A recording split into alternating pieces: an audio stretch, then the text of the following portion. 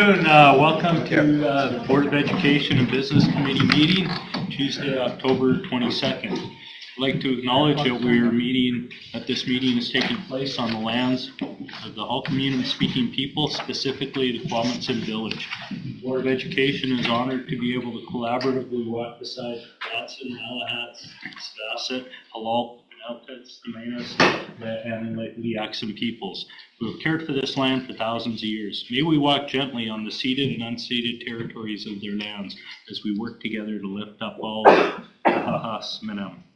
Adoption of the agenda, please. Trustee Croft, Trustee Souza, all in favor. Motion passed. Minutes of the September 24th, 2024 Board of Education and Business Committee meeting. Board of Education and Business Committee adopts the minutes of the September 24th Board of Education and Business Committee meeting. Trustee Thorne, Trustee Croft, all in favor. Motion carried. Education. We have pleasure to have Koheman Elementary School here today. And please come to the head of the table.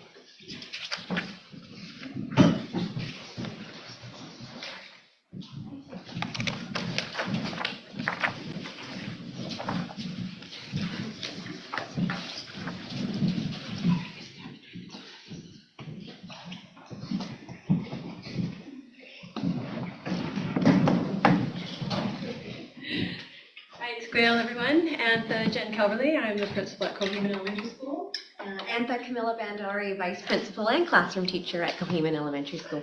Thank you for having us here today. We're very excited to share with you our school plan, but through the voices of 4 Koheman leadership students. They're going to do our full presentation for us. We've been co-creating and working hard and practicing for the last week since we found out about our presentation today, and we're really proud of them and excited to have them share on behalf of the school.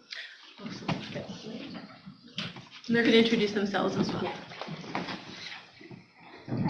Well, good afternoon. Antha Cheyenne Tinitanak Cowichan. Antha Kaylee Tinitanak Cowichan. Antha Jace Tinitanak Samana. Antha Leo Tinitanak West Kelowna. We are Koheman Elementary School students and are here to share with you how great our school is. We are members of the leadership group at Koheman called the Koheman Hiwak. In Hokamino, Hiwak means leader. We are role models and students look up to us. There are about 20 students in the Hiwak group. We do lots of things around the school, like the morning announcements, hosting hanging with Hiwak Club, providing the principal with advice and feedback, and delivering directions. Here are 5 facts about Koheman Elementary. Our school mascot is an eagle. The land that Koheman Elementary is on is named Kulitlam, the land where the sun ripens the early berries. Everyone at Koheman is kind and inclusive, and all the staff there is kind and supportive. The students are the best. They are kind and they are our friends.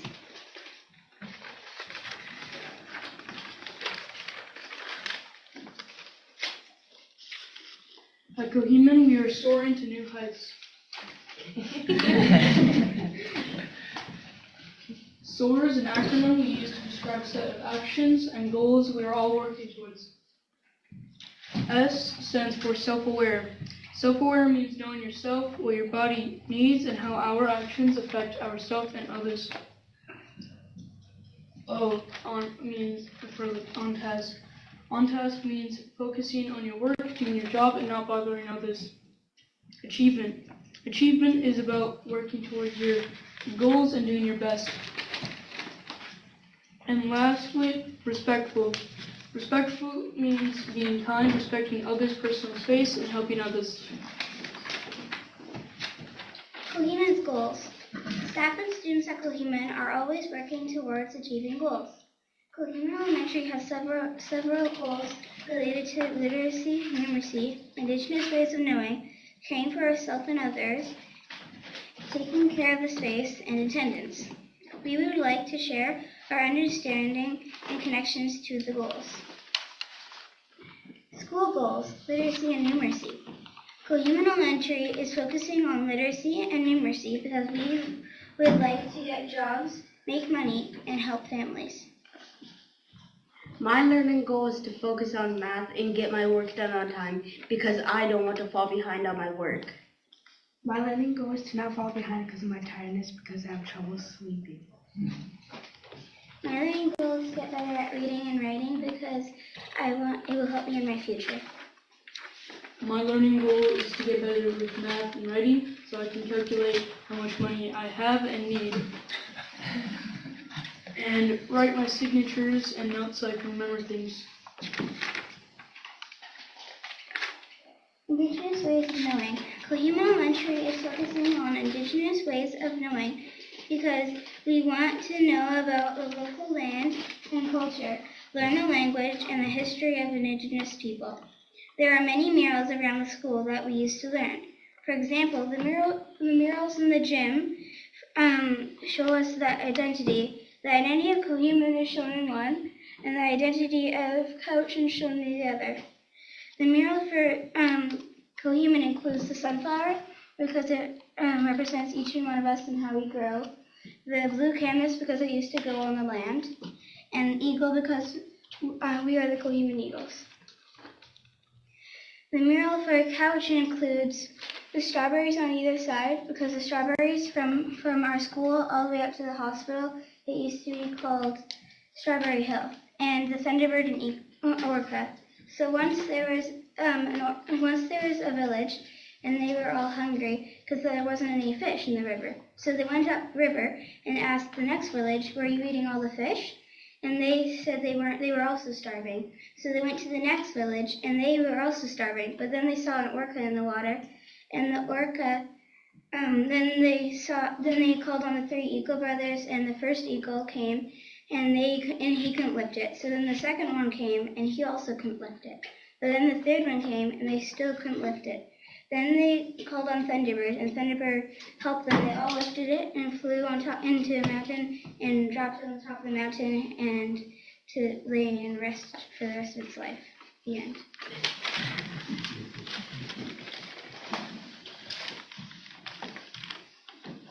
Coheman Elementary is focusing on individual collective well-being because we want everyone to feel safe and welcome and to respect others like you respect yourself. At Coheman, we're learning about having a healthy body and a healthy mind. We also do family groups and Coheman knows every month to build relationships, connect with others, and learn how to be a good person and help out around the school. We are also learning about attendance and how important it is to come to school. It's important to keep everyone on track and no one is missing. Caring for the space. Coheman Elementary is focusing on caring for the space because taking care of the environment is important. The Quilitlam Garden is a place where we connect, play, and learn. There are many indigenous plants that feed the insects and were used for medicine. The Coheman has also planted cedar and maple trees in the back field. The name of the space is called the Elder Forest. Each tree is implanted in honor of an elder from the community. Our voice. I would like to see more field trips and adventures. For me, I would like everyone to feel welcome at the school. I would like to see more clubs at the school.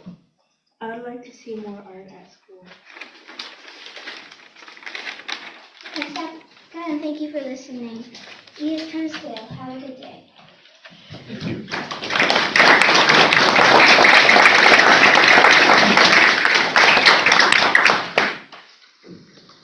Trustees, do you have any questions?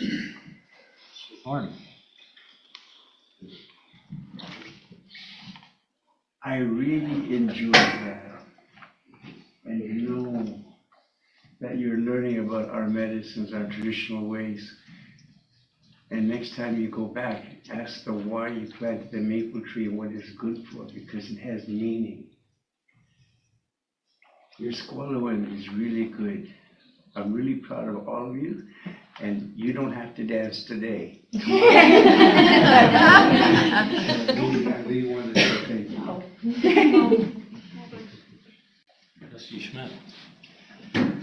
We get a lot of presentations that come to us, and students talk to us all the time, but this is the first time ever the students have done a full presentation. And you guys, that was wonderful. You taught us more about your land and what you do and what your goals are, your goals. And I am beyond impressed. How old are you guys? I'm 11, about to turn 12 in 2 months. I just turned 12. I'm 12. Wow. So 12 years old, you know what you need to do, you know how to get there now apparently, and you know more about your land than I did when I sat in this chair today. So I just thank you for sharing your knowledge and sharing the language. Any other questions? Comments? Steve, I also love that each of you were able to identify what was important to you in your learning goals. Sometimes the world tells us what to do, and for you to be able to really articulate and say what was important to you is just really wonderful to hear.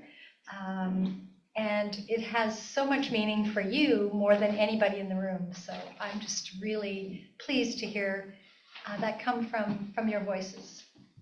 Hi, Chica. Hi, Chica.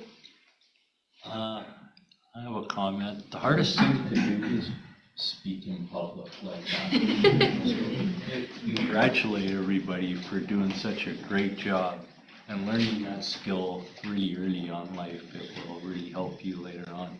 Thank you to the principals for bringing these folks here today and your presentation. It was great.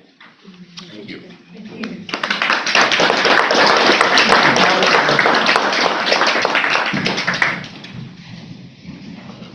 Next up, we have Shemanis Elementary.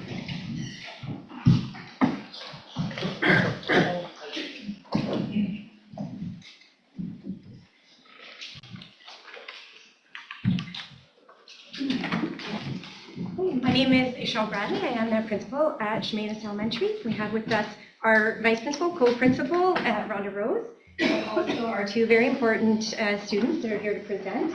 We have Chloe Wilson and we have Ariel Jack.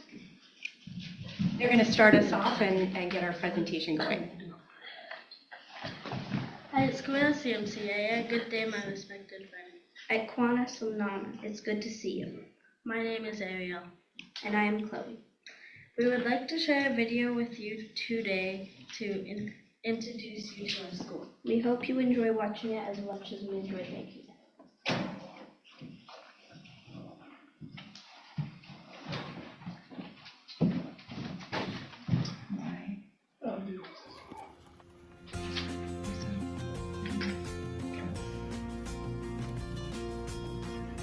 High school CMCA. What do you like about our school? One thing that I like about Shemanis Elementary is our food program. One thing I like about Shemanis is we get a lot of field trips, and especially when we work on the beach.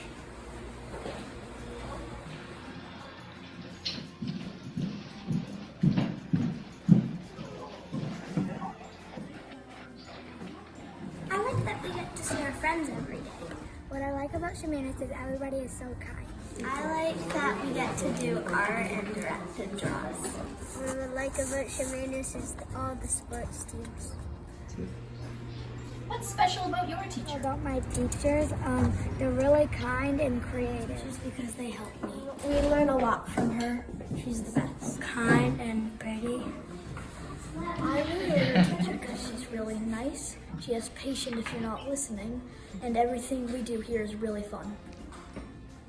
Our teacher is smart and very good at listening to us. Our teacher is very athletic, and everything we do in gym is very fun. She's always pushing us to do our best. My teachers are They're very caring and kind. We all want to learn to read and write. We're so thankful our teachers make this a priority.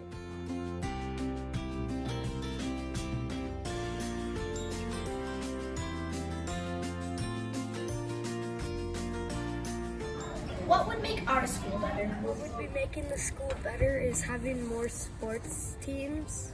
I think the teachers need to organize more math and science activities to help our brains wrap around the things that we're learning. For some kids it can be helpful, for others it can just be a really fun activity to help learn. I think we should have drama club and improv, and we should do it at other schools too. Yes, we want more stuff to climb on. To change the surface of the basketball court because it really hurts when falling.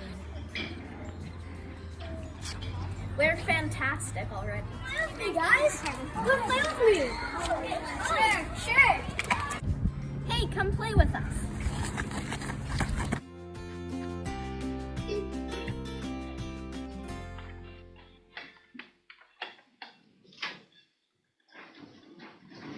Chemainus and Cletus Island schools have many great strengths.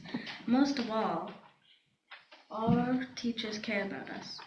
Also, we do a lot of place-based learning at school and in the community. We enjoy community walks and outdoor learning.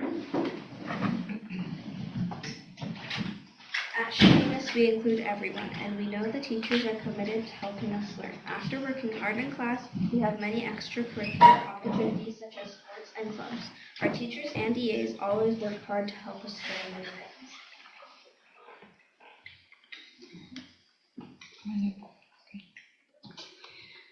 So those were some of our strengths. Some of our stretches that we noticed that we would like to be working on include reading fluency, social emotional learning, and with that piece, that conflict resolution, self-regulation, and then for staff, the trauma-informed practices. Also wraparound supports for our students who don't have designations but who we know need those supports. And this is an area where we've seen a lot of growth, but it's still an area where we want to focus our efforts and build that up. And then the last one is sort of that inclusion for all learners and the holistic experiential and relational opportunities. And with that, we just want to make sure that we're creating multiple entry points so that all of our kids can be participating in those great activities that we have taking place. So our specific goals are literacy. We're looking to implement reading fluency as our formal goal, with really having fluency build up that comprehension piece. And then social emotional learning. So looking to enhance that social emotional well-being of our students through the cultivation of a school environment where every child feels safe, feels connected, feels a sense of being valued and culturally respected. And we really want to focus on this while embracing the importance of Indigenous ways of knowing at our school and with our kiddos. And that takes us to our Story is Beyond, and that's Miss Rose. Okay. So our Story is Beyond. I've been at the school now for a couple of months, and I've been really impressed with how much connection we have with our community, with our gardens, with the people who do the farming with us. The kids are out there volunteering to clean out the chicken sheds. And there was like tons of hands going, I'll go do it. I mean, that was amazing. It's actually just part of the school and the love they have for the land itself. Things that I've noticed is already that connection we have with the seniors in our community, with our kindergartens going down there, with the school making cards for them, and that different connection that we have as people come in and out. Coming up soon, we have, what do they call it? Something for treasures. Oh, I remembered, sorry. It's all new. Little Shop of Treasures. So the community itself has been donating items to the school, and they're going to come in and help the kids purchase them for their families and help wrap them with the kids so that all kids have presents for their family. And so our story is beyond just our little school. We are part of a community.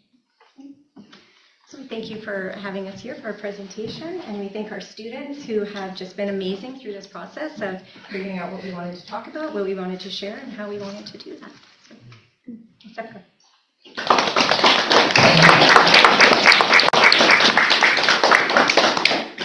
Thank you. Questions, Trustee Thorne? Not a question, but a comment. I want to compliment both schools. I see that your priority on both has been literacy. And for me, being a Cowichan band member, when I see 4, that tells me something. That your schools understand truth to reconciliation. Because your voices have been heard. I only wish your families could be here for all of you to hear how you've spoken so well and so clearly. I'm going to go home tonight with a big smile because of all you kids. You just did that good. Juan, you said,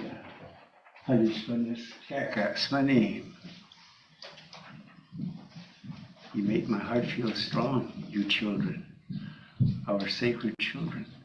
Thank you all. And as well, you teachers and principals as well. You've done something great. You made an old man smile. Trustee Croft. I have a question about the video.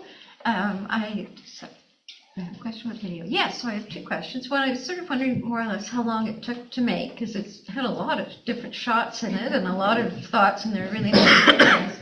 And then, what did people learn along the way by making the video? So Chloe was the biggest part of this. How long did it take us to film it? Like 2 days. And do you remember anything about the process? Yeah, we got to have lots of fun along the way, taking pictures and telling what different things we want and what the different things we like. Follow-up? Did you have to do any directing, get people to answer questions or do things to make the shot work, that kind of thing? No, basically we just had to like ask them a question and then we would just get it on the video. Thank you very much. Well done. Trustee Schmidt. To all kids in the room right now, you are all so strong today. And so your strength in your voice, that's the only partners in the County Valley School District that have a direct role to the board, that can directly talk to us, is you guys. Nobody else has a direct line to us like you do. And your voices today telling us what's good, what's happening, what you want more of. Wow, thank you. Thank you for being so honest. It's so important for us to hear. And so I just want you guys to know that every time we have kids that come in and take the opportunities that you guys took today to come and talk to us, we really did listen to hear. And so we thank you for bringing your voices to our table today. Any questions, comments? I too agree that you need more stuff to climb on. I would like to thank you for coming today.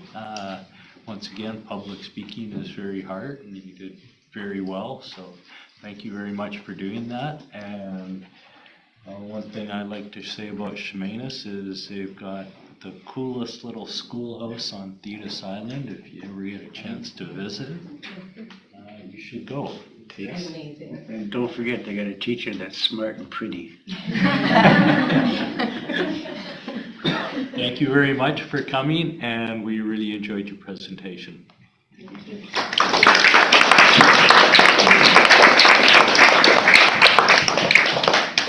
Now, if you would like to escape, run past. Thank you. Thank you. Are we gonna get kidnapped? Is that why? Oh, they kidnapped. Yeah, thank you. An inclusive learning presentation. The Associate Superintendent, Darlene Reynolds, and Tammy Renier, District Principal of Inclusive Learning. Welcome. You'd love to following that. No, that's exactly what I was thinking. I'm like, I don't know what I did wrong to get the spot after the kids. They're always the hardest to follow, right? However, as we share a little bit of our update, what a beautiful reminder that everything we share with you tonight is a focus, that is our focus to them. that the work that we're doing is in response to the needs of our Hawks. So thank you, Kathy, for helping me bridge that. I want to step back and start again and kind of calm my nerves for a second too, because as Randy said, speaking in front of others is one of the hardest things we have to do. And now I know I have to still make sure Joe's smiling at the end of this. So, Icequail, Muckwait, Iquanasi, Lamnala. Good day, my respected, good day, everyone. It's good to see our respected friends this afternoon. Thank you for the opportunity of allowing Tammy and I to share a little bit about what's happening next door with inclusive learning, and hopefully be able to make connections to some of the things that you talk about here at this table, some things that I observe as your hopes and guidance to us and how we're bringing it to life in our schools and for the Hawks. I did think a bit about how to highlight and hit the title of this. I just want to indicate that next door is actually the fun side of the wall. I remind the folks here all the time, so that's where the fun stuff happens. So we're going to give you some updates this evening that take a lot of what we talk about here at this table with our strat plan and how are we bringing it to life and operationalize it in our schools. So the things that you talk about here actually directly impact schools and directly impact learners. And then it gives us an opportunity to just have an open conversation and answer your questions related to these things. If you notice on the left side, these are the things that really tie most directly to Tammy and I's portfolio pieces. However, I have to acknowledge and celebrate and honor that in the vision of creating inclusive learning the last few years, we used to have these silos with learning here and inclusive education or traditional special education here and Indigenous education here. And so all these pieces were in silos. With the re-envisioning that's happened from the board and with Robin's leadership, we're inclusive learning now. So while there are some pieces that are more my portfolio or Tammy's, we never operate without being connected to the other assistant superintendents in this work, as well as our collective bargaining groups. Those are all critical partners of this. And I think as we tell our story a little bit this evening, you'll see how that comes to life. The things in bold today are the ones that we're going to really highlight for you this evening. There's no way we can tell you our whole story or give you all the updates in one evening, because I know that you don't want to be here for 2 to 3 hours, as excited as I am about the work. The one thing I will highlight on this slide, where you look under assessment and communicating student learning, something new this year that I'm not sure if you're aware or not, but we aligned our entire system, K to 12, with My Ed. So our IEPs, our attendance, all those pieces are in My Ed. That will allow our schools to go allow our teachers to be able to communicate and see how students progress through our system, versus there being 2 separate systems. That was a little bit more difficult to maneuver. When you've had conversations with me, you know that I'm very attentive to efficiency and system response, and My Ed is one of the pieces that we felt was really important to implement across the whole system this year. Tammy and I worked this out, that we're going to both chat, so it's going to get really informal now. So we're just going to kind of bounce back and forth and share things as we go.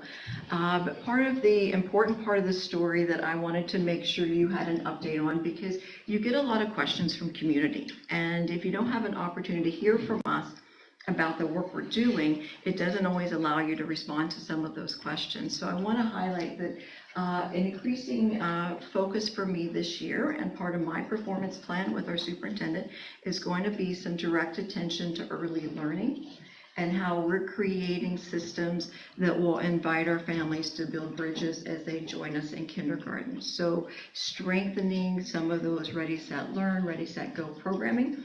I had a meeting this morning to sit with 2 community members that was so appreciative of the fact that we were willing to step back and not keep doing things the way we always did them, because that's the way we always did them, but to recognize which part of this work has been really impactful and positive and continue that, and re-envision the parts that haven't been as successful or had much impact for our community. So we recognize Mother Goose, Roots of Empathy, are some of those really important things that do have rich heritage and legacy in our community and continue to offer great value for our families.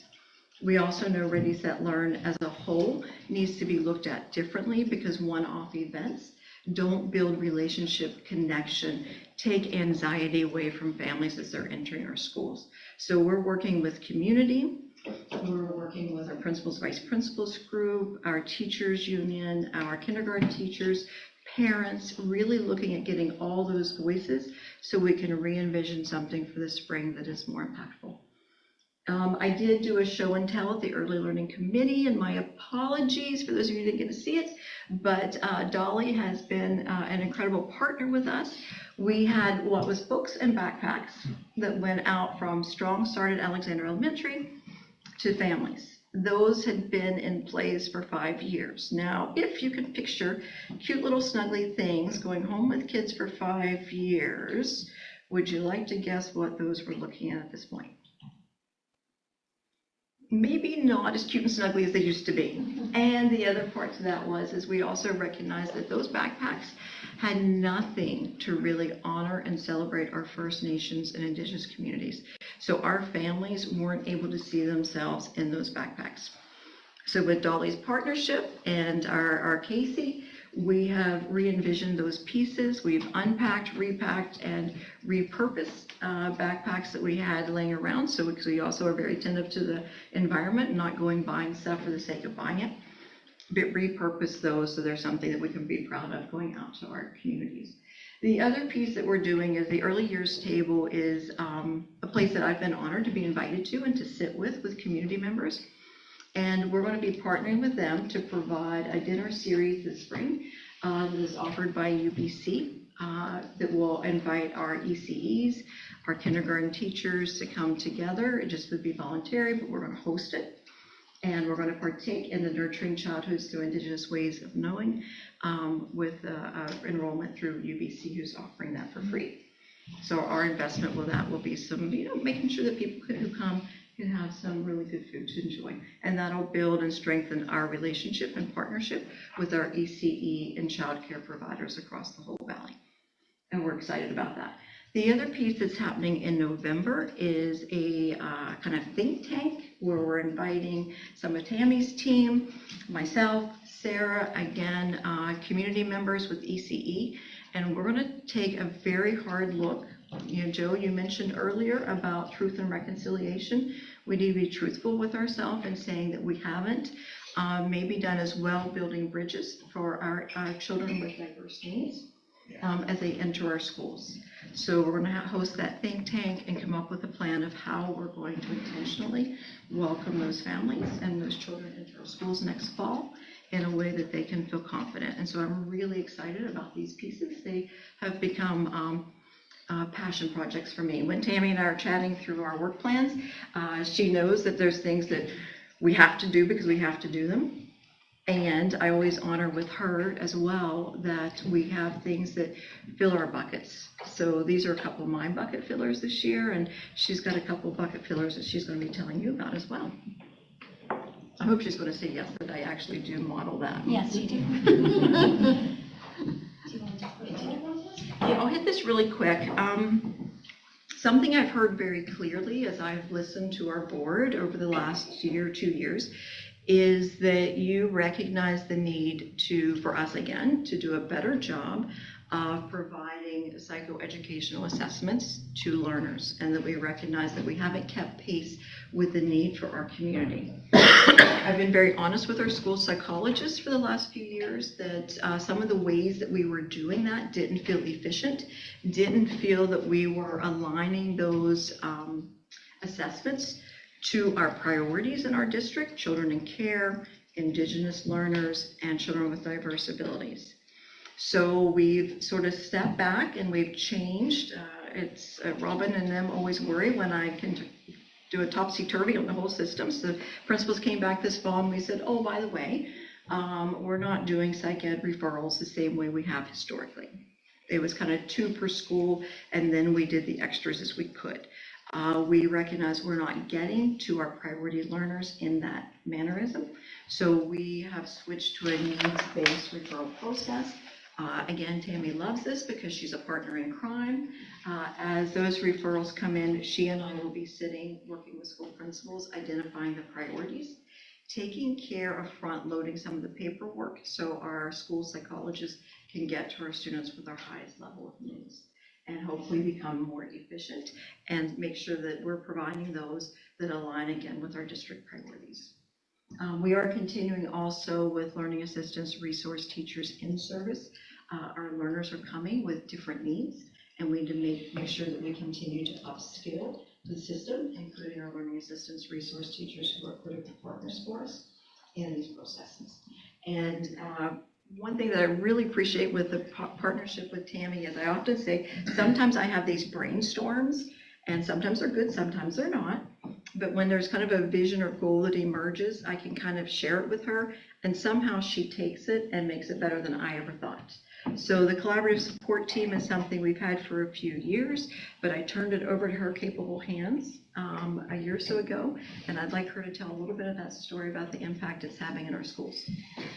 Good evening, everyone. So collaborative support team really is my bucket filling project in the work that I do. So our collaborative support team is an interesting group of folks. We have coordinators, we have behavior interventionists, as well as a student support worker this year. Last year we had 2 complex needs EAs on our team. And our hope is always that students are successfully connected in their schools and they're able to have all of their needs met. And we know that sometimes that doesn't happen.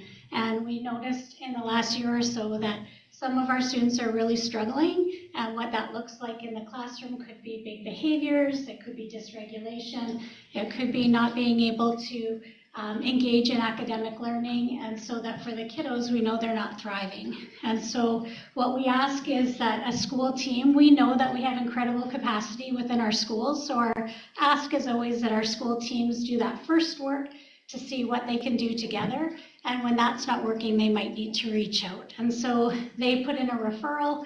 I talk to the school and say, what do you think you need? What kind of support do you need? And what's beautiful about the collaborative support team is we have both teachers and QP, and sometimes the support is needed maybe for EAs needing support, might be a teacher or a learning support teacher that needs support, and we decide as a team who best to go in and be part of that response. And usually we send 2 people in from the team, and they go in and meet and work alongside the school team to identify what additional resources might be needed.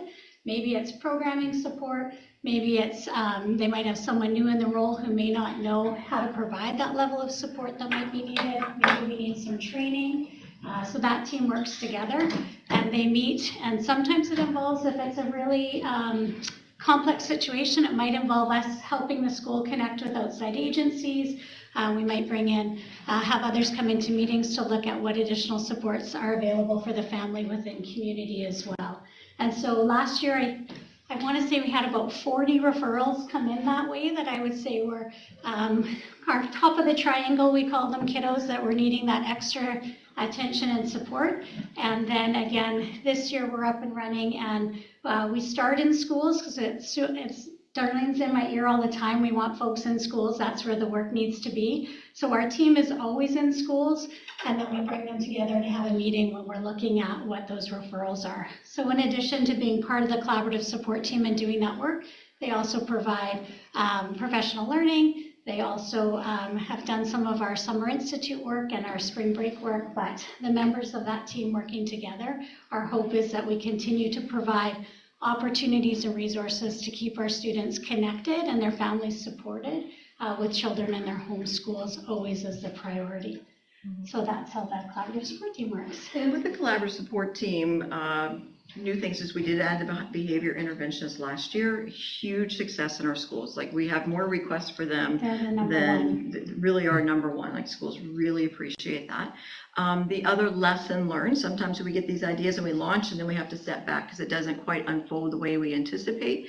So a change this year is we've put some of our budget aside so that we can have meaningful dialogue with the teachers who are working with those children. So we've kept the funds aside so we can do release time, so Tammy's team can sit with teachers, have meaningful conversations, so the teachers can then feel empowered with moving forward with those recommendations instead of just handing off a report or trying to meet after school. And we're trying to do this in a way that's very respectful of our teachers and models the coming alongside that we think is so important. As you've heard this evening from our students, literacy and numeracy continues to be an important part of our work. To give you some updates on that, all of our schools have literacy leads now. So in November, we're going to be hosting a meeting with principals, vice principals, and a literacy lead from every school. So, well, every elementary school. This is where I get into a little bit of trouble with my colleagues because they're getting presents when they get there. And then there's a little dynamics because the secondary folks aren't getting the same present, but that's okay. I brought them for you to see. At that meeting with the literacy leads, we're going to go back and we're going to check to make sure that we're all still on the same page with looking at our data, how our screeners are informing our instruction. Again, Joe, you mentioned the idea that we have to be attentive to our truth. We keep reminding our educators when they do the inventories, it's not about a test for a child to pass.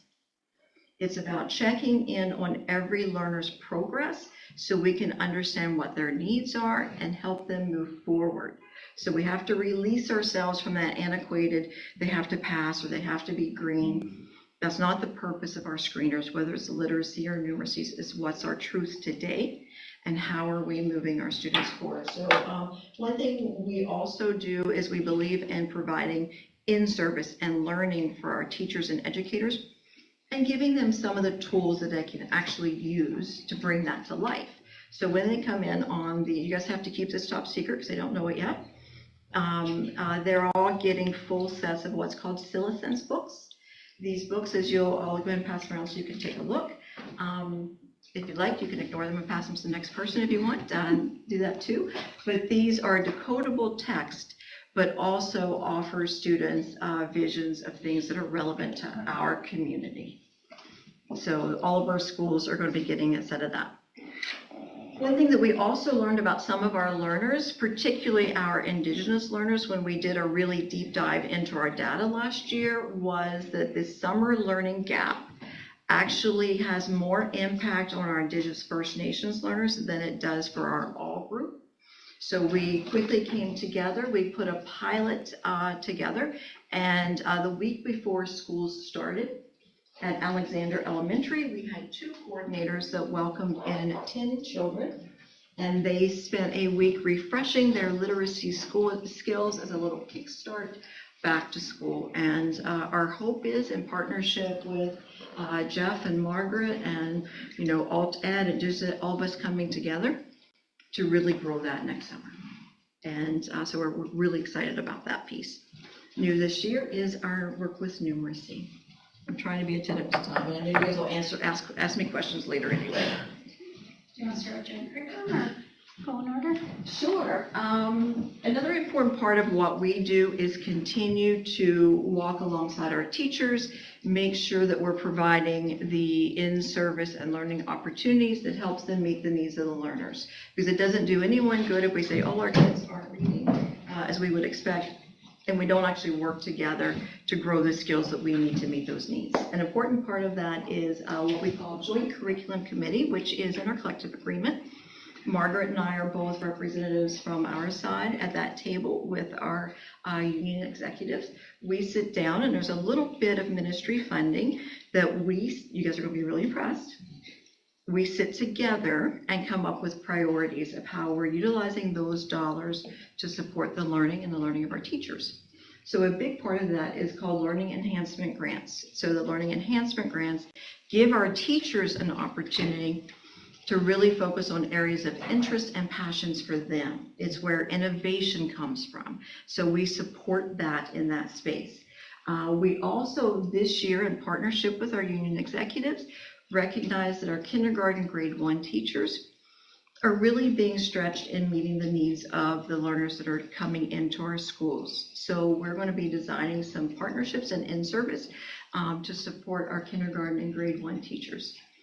also have dedicated funds that Tammy will be utilizing. I got to call and tell her when it was Christmas that we were going to be able to fully fund her vision for the First People's graduate course and providing those in-service opportunities for those teachers. So just to share a little bit, I know this came in recent years that all students take minimum of one course that's an Indigenous focused grad requirement.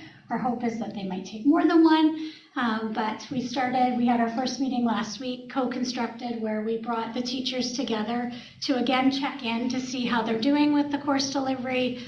We want to make sure that that folks have the resources they need to teach it in a good way, because for some folks that might be new to teaching the course, it might be overwhelming if they don't necessarily have the resources or the network to kind of have the conversations about how to do that. So we met last week and spent a half day together, and it was just a fantastic meeting with all the schools represented.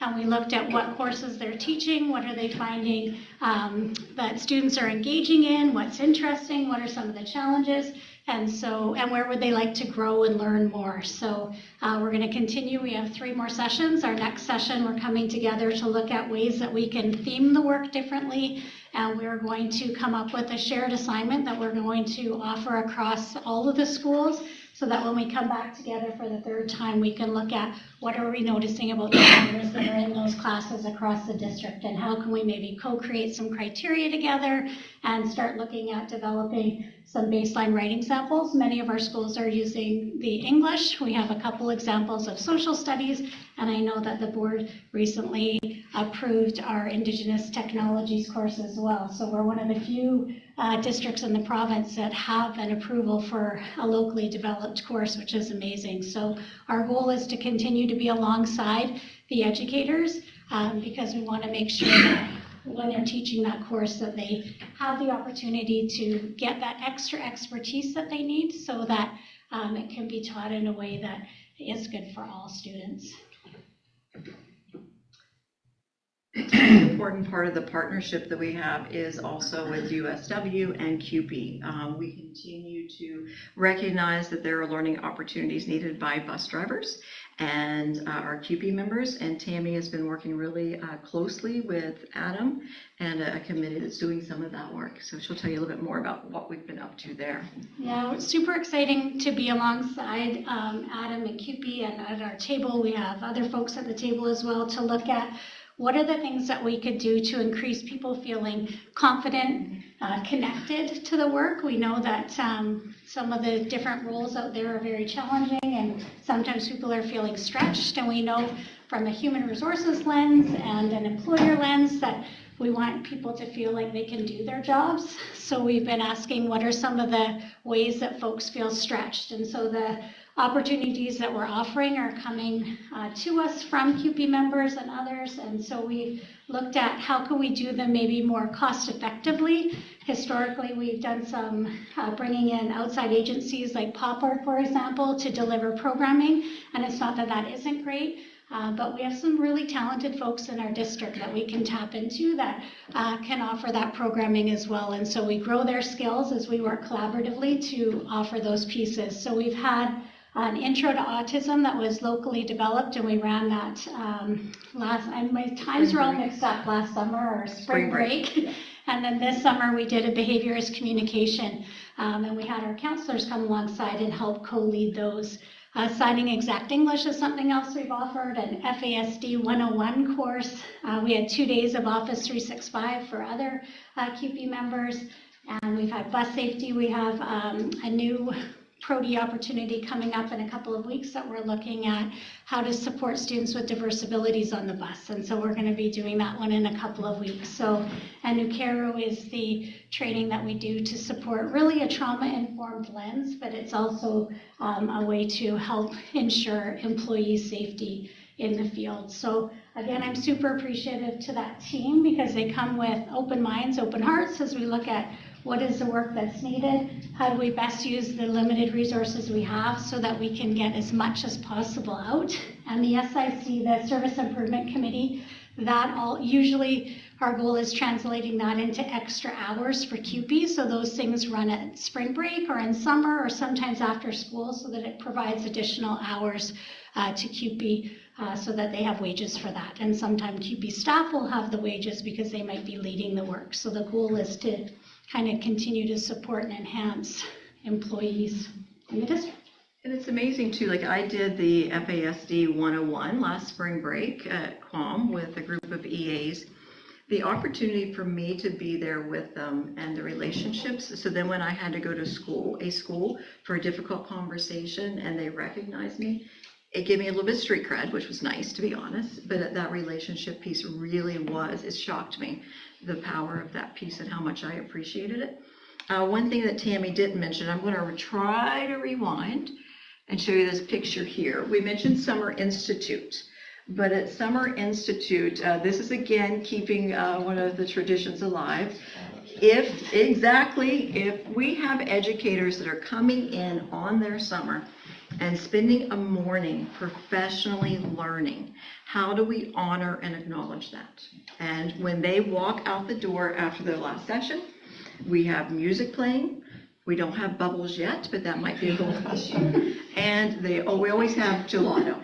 So to be there to celebrate and to thank them for coming and giving their time and their dedication to continuing their professional learning before school even begins. And I just want to share, we had 130 people participate last summer, so next year is 150. I'm always trying to up it, and then I'm watching the registration like crazy because we want to keep including, there's a lot of really amazing opportunities and great feedback, so really believing if you build it, they will come.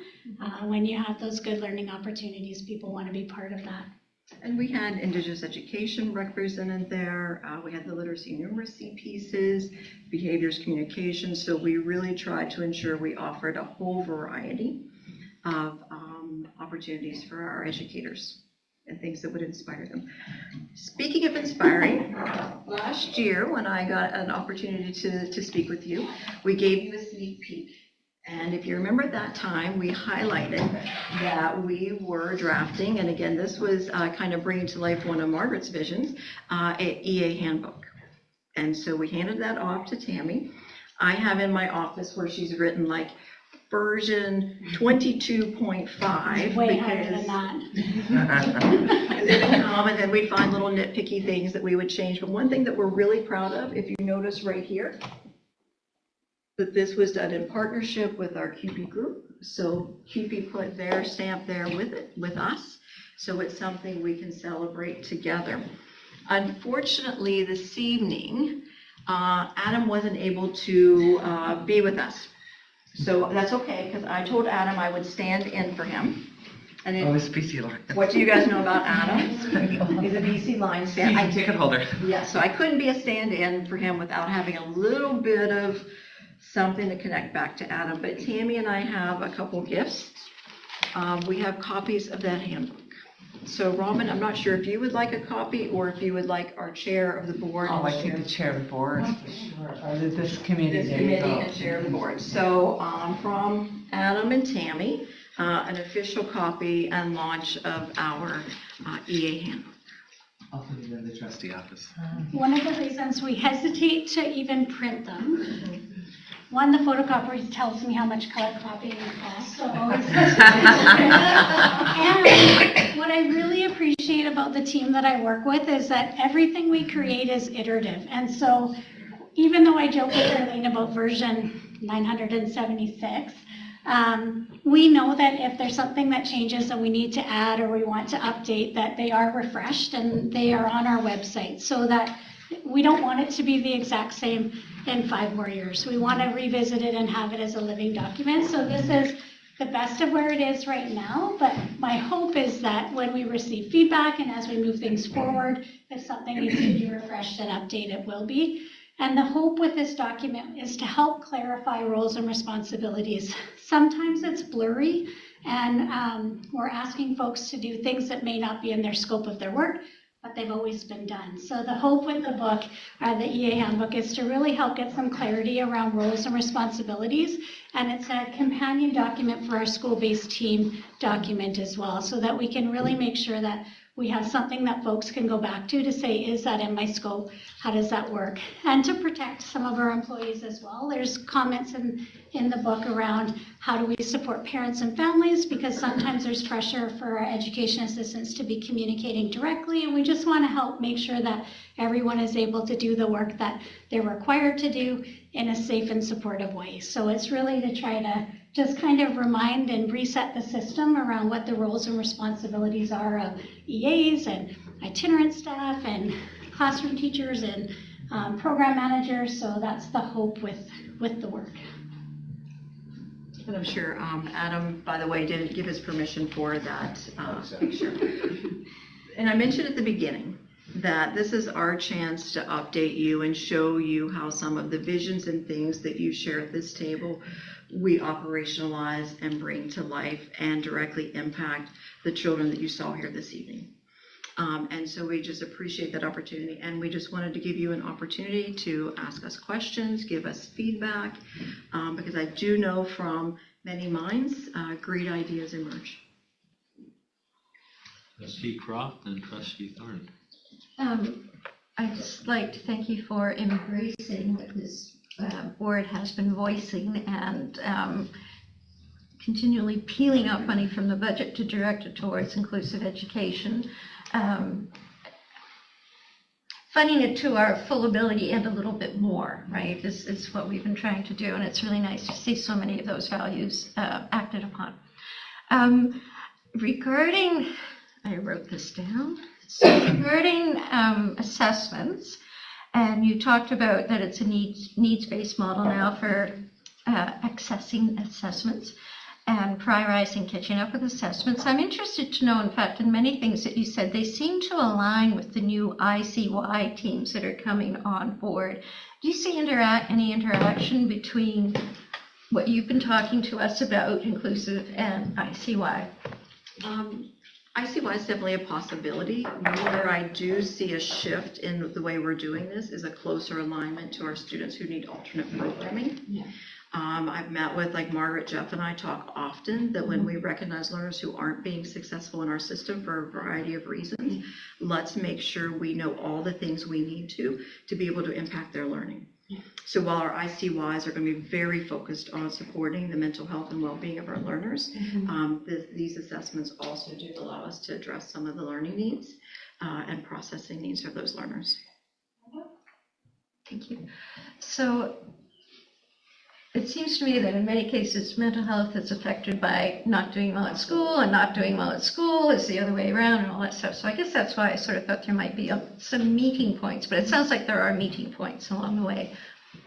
Absolutely, Elizabeth, that when we have students who aren't being successful, like you said, for a variety of reasons, where do we align our resources to make sure we know what we need to meet their needs? And so, like, for instance, I've already been over the first thing we did this fall before we got the systems in place or the nuances around that. We went ahead and went straight to CBOC, sat with them, identified some priority learners there that could be leaving our system, and deployed our school psychologists immediately. So when we have students in need, this is one way we can respond more quickly. Thank you very much.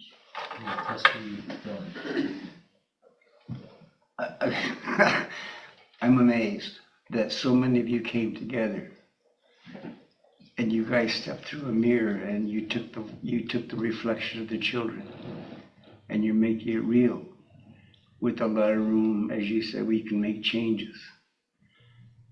I'm really impressed. You know, while you were talking, I thought back to last April, and the April before that, and the April before that, when we have a session called Student Voice. You guys are now covering a lot of the stuff that they were talking about. I have every confidence that from Providence with the hands-on, see you all for the people that my daughter is going to be going there.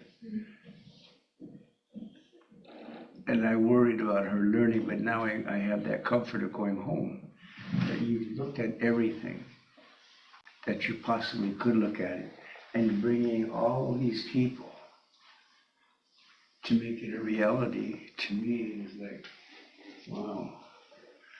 One of the people there said, you know, you come in to visit, which I do, but I say nothing really, because I don't want to confuse. We're all on the same track. I'm proud to say that School District 79 name comes up a lot with BCSTA because of the progressive work that everybody's doing. And yeah, I'm gonna go home smiling, but I'm really wanting to say thank you. I really mean that from the bottom of my heart. This board has worked hard. Our superintendent has worked hard. Our board chair and vice chair work hard. And it's amazing. It wasn't long ago we were yapping and complaining about 150 years of what? I wish all the people could hear what you said, because this is what it's about. A better tomorrow. Not just for our indigenous kids, but all the kids. I'm really, really impressed at what's happened since my time. I wish I was in those schools. My teachers were a little bit different. But I'm really happy when I see how far it's come. So to you, all of the people that work with you, please go back and say I said thank you.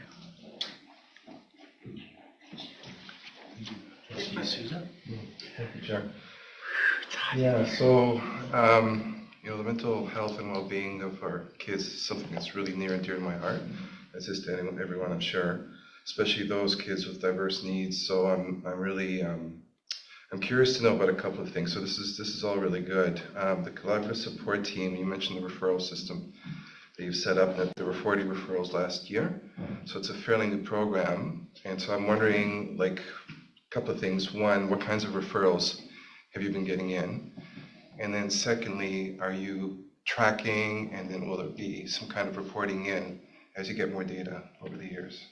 Yeah, I would say that the majority of the referrals we have are related to supporting schools with programming and students that maybe have need some additional support around behavior. So when we look at what the gap is when we go in and work alongside schools, it's making sure that we know how to address specific aspects of programming. So students might be in programming that they're asked to be at carpet for too long, and so then behavior happens, and maybe they're can't access the curriculum in a meaningful way, so then we see them disengaging and disconnecting. Sometimes there's students who don't have a designation or a diagnosis who may need additional support and connections with community agencies. One of the parts that we're really noticing is additional support around students with autism and mental health. We're noticing the connection across students with autism and mental health support. So we're looking at how can we provide additional resources and support to learning assistants and resource teachers to support those pieces. But yes, we can certainly share back data around are the students coming in designated, not designated? What does our response look like? Happy to come back and share information like that. Yeah, really interested in that. And I could say that we know that the work isn't perfect. We've got a lot of learning to do. As Tammy and I share back from what her team's observing in schools, it's influencing what we're doing as a district response too. So that programming piece she was talking about, we really have found that some of our newer teachers don't have maybe the depth of knowledge for building unique programming for learners. So now we're designing in-service for our learning assistance resource teachers to share with that. So we're doing the targeted support in schools, and we're taking that information or street data to identify and inform what we're doing as a district as well. And those are workshops. Summer Institute, we had several workshops supporting that, and that was woven into our summer offering too. So we're trying to put the Pro-D in a variety of places so different folks have access to it. Trustee Schmidt? First of all, something closer to the beginning of your presentation, you said that some things were done a long time ago and some pieces just didn't work anymore. And I'm thankful that you can recognize stuff like that, because I know we hear often, well, back in the day, and that drives me absolutely crazy, because today is nothing like back in the day anymore. The kids are different, the way they learn is different, where they come from is different, everything's different now. So first of all, thank you for recognizing that and making that change, because I think sometimes that's probably some of the biggest problems that we have had in the past, is that that's the way we've always done it, or it worked then, so why wouldn't it work now? And sometimes, we can't live in the past necessarily, because our kids are so different now. I also want to say thank you for hearing us. Just looking at this alone, I can't wait to dive into it a little bit. Just alone, because I know as I'm out every Tuesday in schools, every Tuesday morning, I'm constantly, teachers don't know who we are as a board, not really. And so I can walk to school and nobody knows, and then they just start chatting and they say all this stuff. And this is going to be really helpful for me to draw those boundary lines almost, really. And just so in my head, I know what they're actually saying, I guess is what I'm trying to say. And so I think this is amazing, because this district's had a history of not having great relationships with the unions, and that there was a lot of smashing together, and this is just another document of proof, I guess, that things are really going well here with relationships to our unions and our support workers. So thank you. And I did hear a lot of positive feedback over the Summer Institute from a couple of my friends that attended. And I would love to know if you could tell me a little bit more about what's being offered for kids. That kids piece that you kind of touched on a little bit, but you didn't really give us. Can you tell me a little bit more about how kids can get involved in that? Yeah, so Summer Institute was for the professionals. Yes. Yep. Kickstart to School was a pilot that we did with a couple of our coordinators. It came from, like I said, the data that showed that we all know about summer slump, and when students are away from learning, they come back. We just really clearly could see the impact on our First Nations learners. So we sat with Mary and a coordinator that she had hired to support Indigenous student achievement, as well as two of ours, and we talked about what can we do this summer.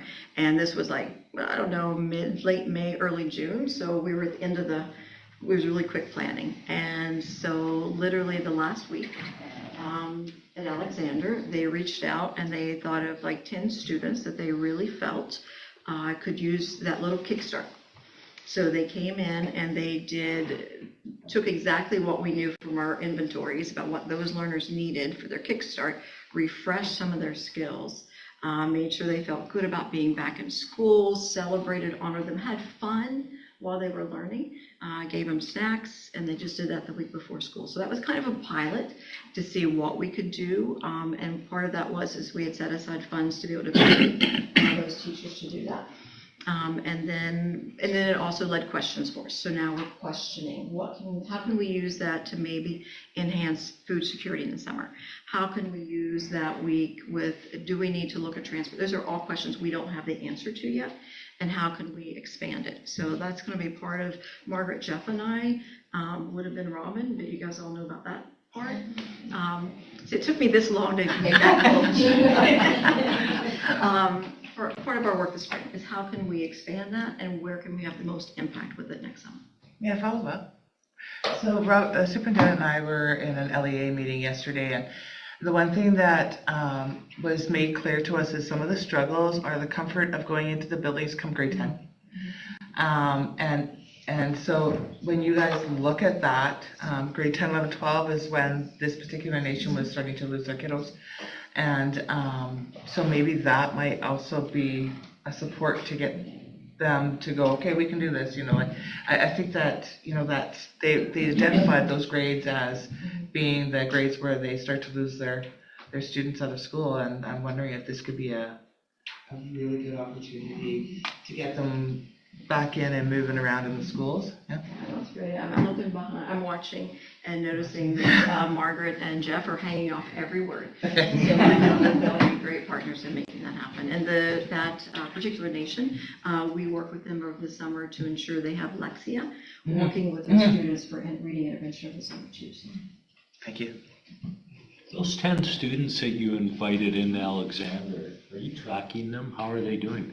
We haven't yet, because it was literally like end of May, early June. We're like, oh, can we do this? And yes, and then so we were pulling it together at the last minute. It's easy for me to follow up and ask the coordinators that work in that building with them what impact they saw. So I think that would be a great question for us to take back and maybe someday give you an update on that.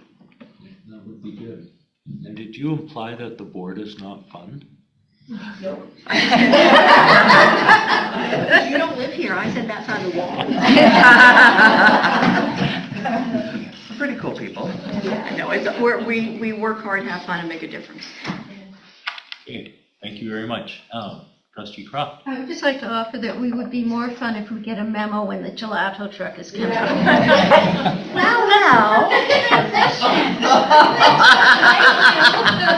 Gelato truck. For my paying attention to this board, I literally in my head said someone is going to call us on the fact that they were not at the gelato truck. So this is your official invitation. Oh my gosh, you really are getting into it. I'll see you in August. We'll be there. Gelato truck. So the other piece is, this is one more thing I'm going to leave with you. One thing I've heard a few times is, Joe, you've recognized and said historically, we haven't done a great job in showing how we understand what our paths are. So one of the requests I made with one of our team members is we've put together a family guide to graduation paths in what we hope is parent-friendly language so that our schools have this as a resource with those families. So those are a couple of gifts. I will say I'm not this cute. It was one of our clerical people. Oh, you are. Yeah. Thank you. I just have one. I also have a question for you. In that, well, actually, it's more a comment. I think this is one of the first times where you can actually see the whole family reflected through from early years and up to like the graduation. And so some of our most complex challenges actually bring a whole family, right? So it's not just an individual student, it's the child in the context of their family. And so I'm just wondering about the integration between this and that, the family perspective and how we're supporting them as a school district. So it's almost like if she could have heard our last phone call. We had a phone call with the school team this evening that is really, they're doing their very best to meet the needs of a learner with great needs. And a big part of the conversation is how do we come alongside the family and support them, and families with affordability funds can be a part of it. We talked about how that might relieve some pressures for the family. Tammy and I are reaching out. Well, Tammy's going to reach out tomorrow, and she and I may go sit with the mom and just have an open conversation from her perspective. What's she feeling, seeing, observing, and looking for a way to wrap around the whole family. So when the need is there, we do look for ways to make that happen. Where possible, I think we've had a couple examples this week where we've had the integrated case management meetings, so where we're coming alongside ministry, any outside agencies, families, schools, so that we can look at the needs of a child and a family more holistically, because we know that the needs, academic needs aren't what's in the front right now, so how do we support from a variety of perspectives? So we are doing more of those full wraparound meetings with that kind of holistic look at the child. What are the strengths of the family, the strengths of the child, and what's stretching the family and stretching the child? And for some of our students, the need is outside resources. And so how do we best support the family in the meantime while we work on those transitional goals? And just the last thing, I love the empowerment of the staff, whether it's TP, whether it's teachers, like a voice in their learning and their training. And if I would have had an EA book years ago. I mean, things like that didn't even exist. So just building up the whole system as a collective with a voice. And so my question is that we get to hear about this, and I know that there's a number of teachers or staff who are kind of on the peripheral. How does this information get translated to your levels of staff and community, right?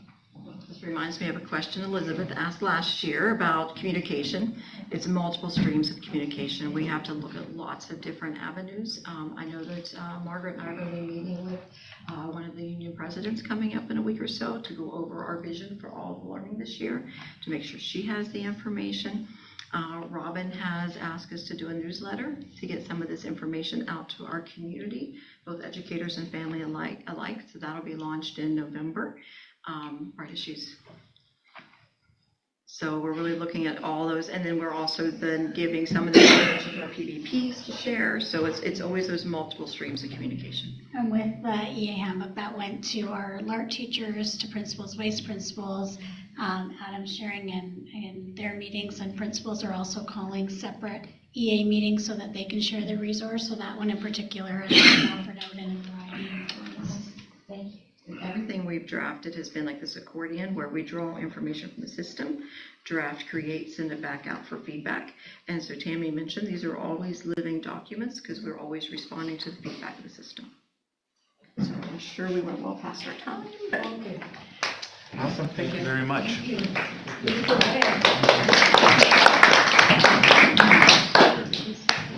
Right, enrollment projections, Mr. Sandquist. Okay, I'm just going to the agenda here to share. We had this data at advisory, but it was too small for everybody to really make out. So I'm bringing it back here and to talk a little bit about the trending of the enrollment in SD 79. So the big question we've been sort of looking at is why did the enrollment go down from last year when we thought it would actually go up by a little bit? And I think the answer is in the in-migration numbers that we used in our projections. So in-migration are how many families or how many children ages 1 to 16 that our demography software, demographic software tracks, net increased into the community.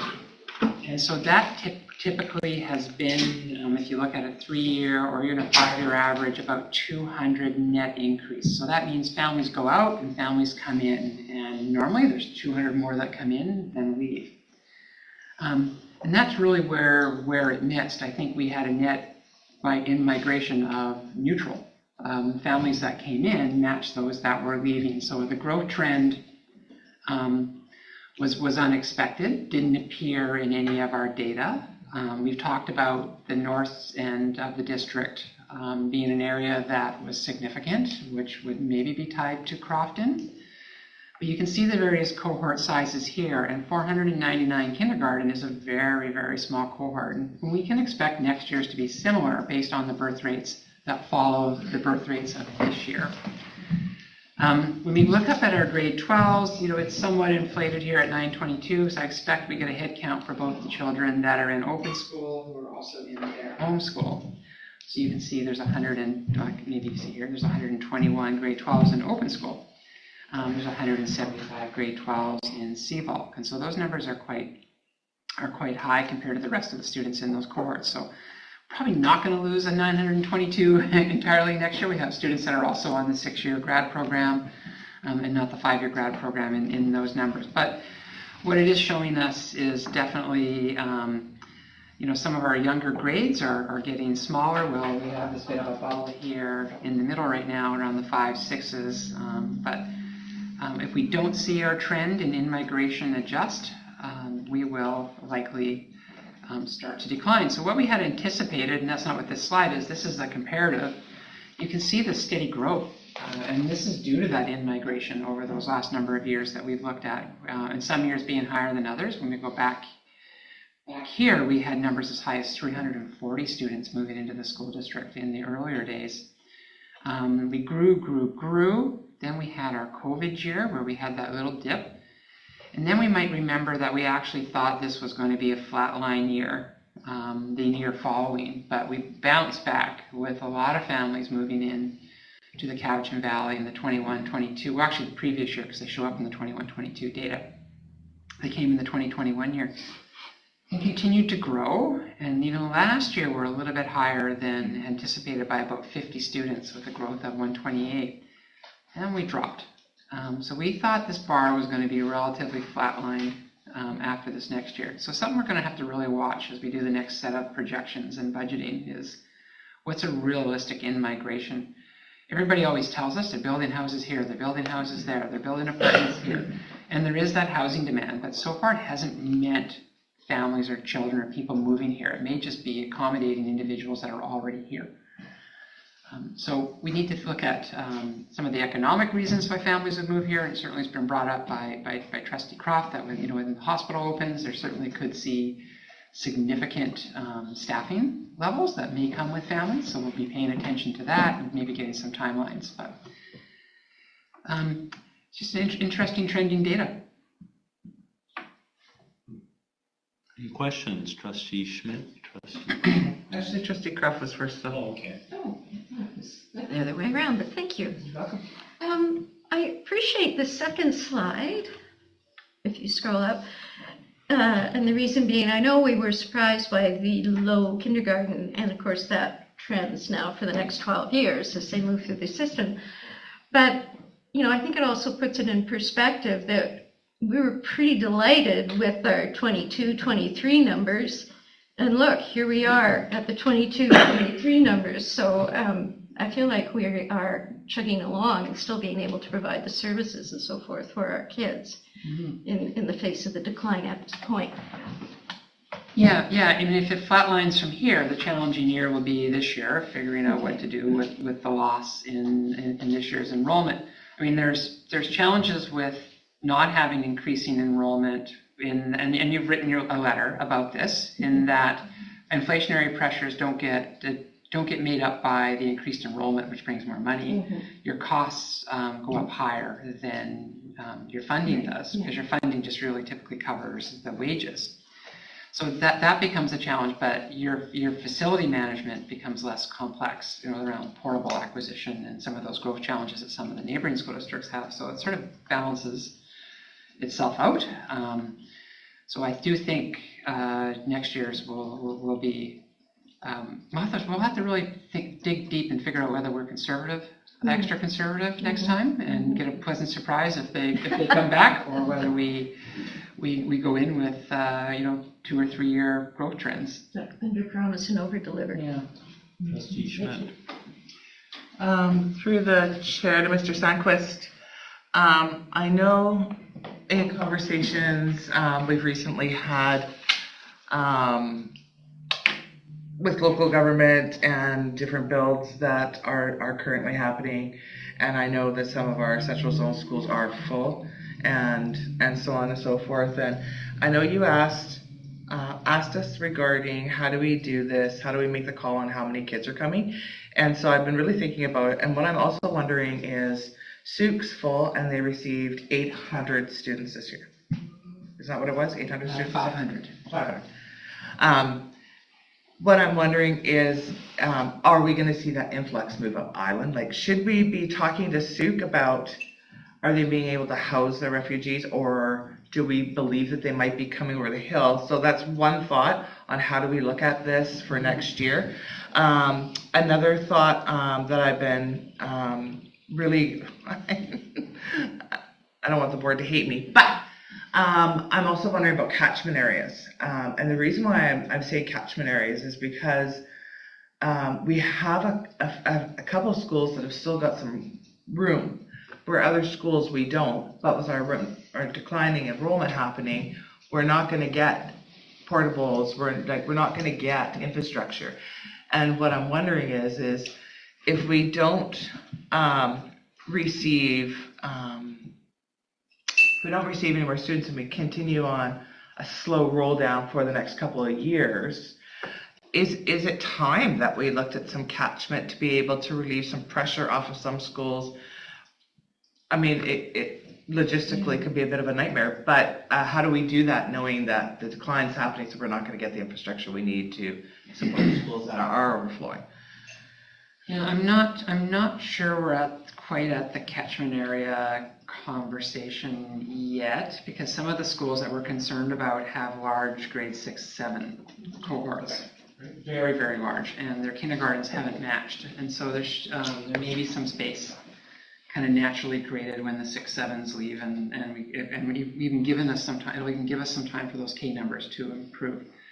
I think from the in-migration, and you're talking about foreign immigration, I know this because I live with somebody who knows this, that the actual number of compliance families is 5 times greater than it was last year. So families that had moved in here from somewhere else that have to go through the compliance process because they weren't from British Columbia. But that has been netted clearly by families leaving. That maybe were here the year before. So I do think we are getting in migration from immigration to some degree, but it's not generating population growth for us yet, like it is in SOUP. It's not the same numbers, same recruiting numbers. Okay. Just a little fun conversation I had at 7:30 on Monday morning with one of the maternity physicians on a different project that I'm working on. They are experiencing the highest birth rates and delivery rate over this last little while at Cowichan District Hospital. And so for every baby born by a physician through the maternity clinic, they're matching it with babies being born with midwives. And so I don't have my right notebook with me, but I think they're having more than 60 babies a month being born right now. So just a little something's working out there. 5 years from now?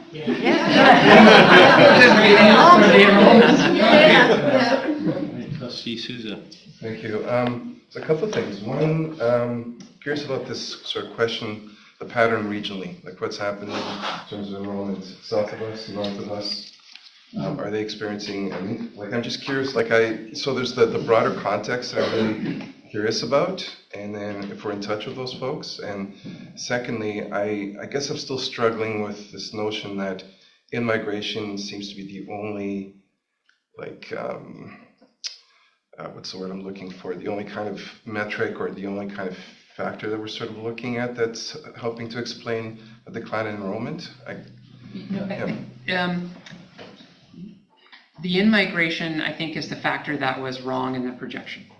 Didn't get met. We had an understanding of birth rates, and we weren't that far off on our K enrollments based on the birth rate component.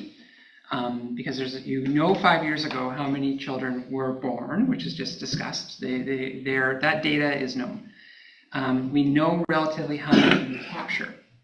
So we get a certain percentage of those children. They don't all choose public. Some might choose private or homeschooling. And we know roughly our transition rates are pretty stable. We know how many students we graduate. We don't have 100% completion. Unfortunately, every student that starts in kindergarten doesn't necessarily get to graduate in grade 12. So that data is relatively predictable and stable. The in-migration one is the one that you look at your previous trends, and that's the one where it really appears that we had a matching net in and out for the first time. Now, it was lower the year before than it had been. It was about 135 was our net in migration. But the years before that all ran in the 200 to 250 range. So even a demographer looks at that and thinks that 1 year at 135 was a bit of an anomaly. I really think that was the factor that missed on the enrollment projection. Because we didn't know everything. The other ones were all relatively predictable. Now, where is this happening? Certainly Chemainus, I've mentioned, there's about 60 students that were down from last year to this year. I think the Crofton Mill may be a bit of an indicator. But to be down 140 and 60 of those in those two small communities is pretty substantial. I think when I looked at the data, Lake Cowichan was pretty stable. So that wasn't where it really occurred. And centrally and south zone, statistically being the two largest areas, we dropped the other 80 students. all I'll say. So spread out over, in that case, you're spreading out those 80 over about 8,000 students and the other 60 out over 600 students. So percentage-wise, way higher in the north zone. Yeah. Steve Thorne. Well, I know that a lot of schools in the province are full, and a lot of schools aren't.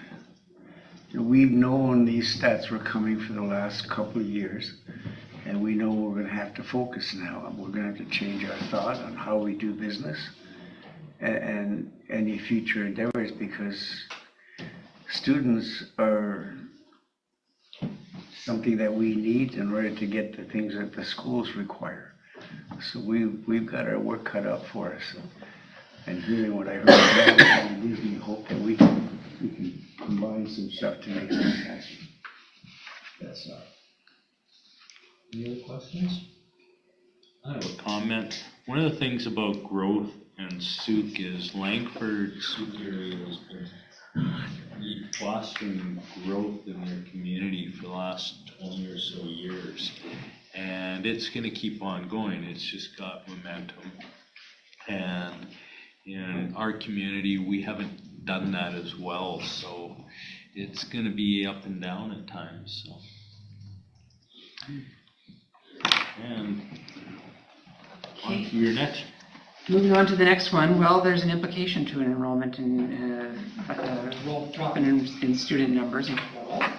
And so we've dropped it up to what we believe the funding estimate to be now based on the September enrollment. And you can see those changes over here in the difference column. So just based on the head count, hopefully get my mouse moving here. Based on the head count, you can see a drop of about 1.845 million.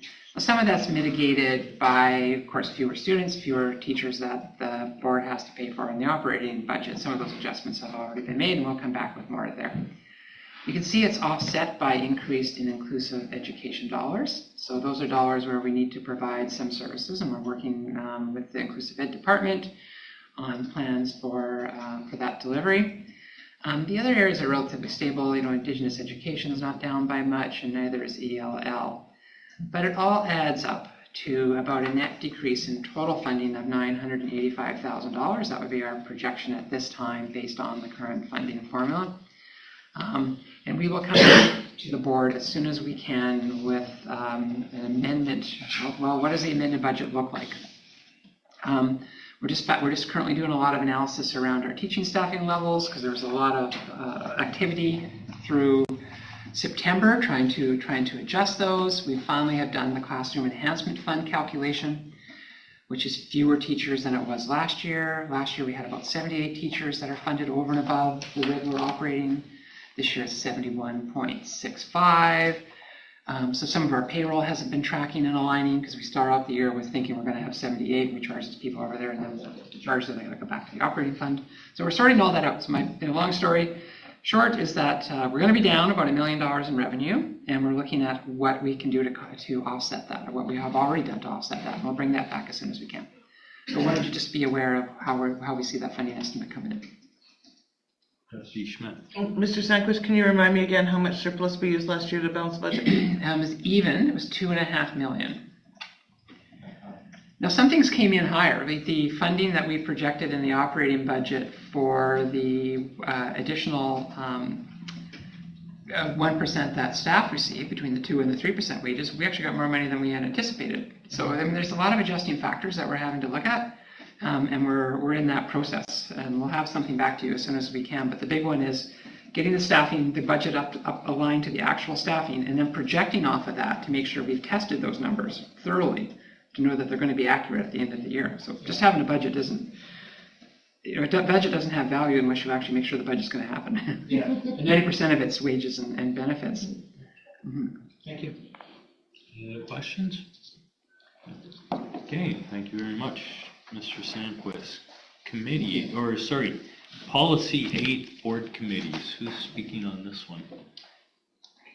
Okay, so there's the complete policy in the board package. Policy 8 is board committees, and there's going to be a recommendation here to adjust it to accommodate some changes to the climate action advisory committee. And so the first part of this agenda from pages 11 through to go down more, pretty close. Pages are on page 25 of 28 in our agenda. Thank you. Yep. There they are. So pages 11 to 24 are the previous, and now we have, oh, no, they weren't. 11 to 23 are the policy in its entirety, and then in pages 24 to 25, we see the recommended changes to the Climate Action Advisory Committee, which is around membership. And so it used to have a maximum number of members. Now that is to be determined by the call of the chair. And it used to have a maximum of 3 senior staff members, and now those would be those that are assigned to the committee. So those are the recommended changes shown here in red. And there is a motion if the board Board Education and Business Committee wishes to recommend those to the board for adoption at the November 5th open board meeting.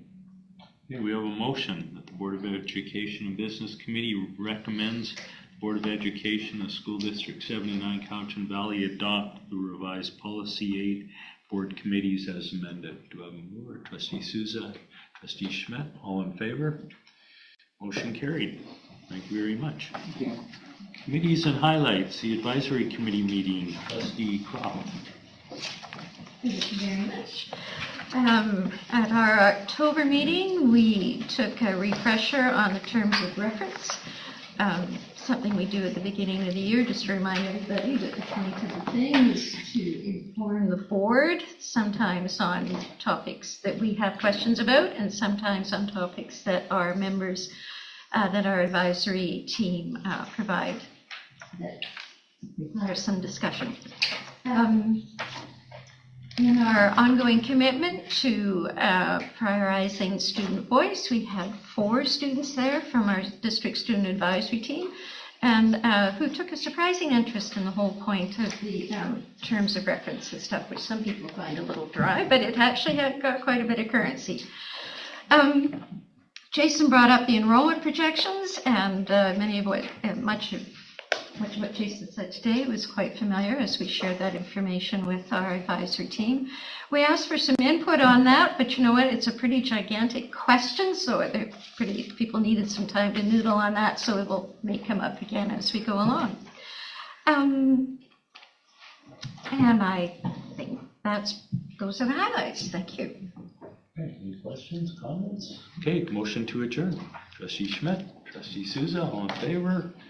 Thank you very much. We will see you next week.